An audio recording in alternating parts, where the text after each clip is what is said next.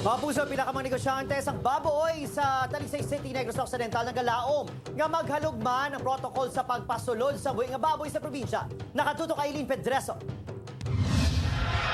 450 pesos ang sweldo kada adlaw sa street cleaner nga si Johnny.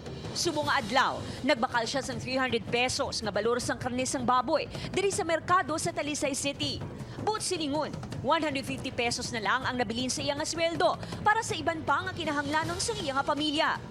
Isa ini sa apektado sa pagmahal sang presyo sang baboy nga naglabot na karon sa 380 pesos kada kilo diri sa Talisay City. Kanina nakalabot, isa ako kay hindi nakaigo. Gamay na kitang sweldo ta.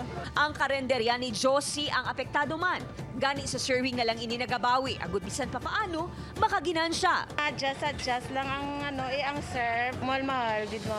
Sunod sa pila ka mga manugbaligya, wala sa gihapon nagnubo ang presyo sang karne sang baboy.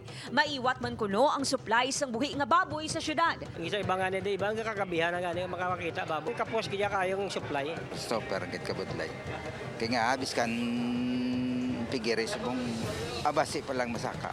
Oo, masaka giniya, hindi mapunggan. Iwat mong baboy, mahal pa, iwat pa baklanay. Sa pihak sang pag-istrikto sa gihapon sang provincial government sa pagpasulod sang buhi nga baboy kag produkto sa probinsya, ginakabalak-an naman sang Alliance of Hog Raisers in Negros Occidental ang pagbukas sa Bacolod City sa pagpasulod sa mga baboy halin sa ASF-free areas. Say na sa tingwa pa nato ang baboy ka control because prior that time no sa iisip ang masiban ng provinces di kita kuyak sunod diri. Sunod sa Provincial Veterinary Office, apisan nga ginadumilian ang pagpasulod sa mga baboy sa probinsya, gikan sa mga ASF-infected areas o kung red zones. Padayon naman nga nagabaton ang probinsya sa mga baboy, gikan sa mga green zones, nga mo ang nagasupply sa mga breeder farms. So may mga acceptance, tapos dapat ang farm makuhaan accredited by the Bureau of Animal Industry. May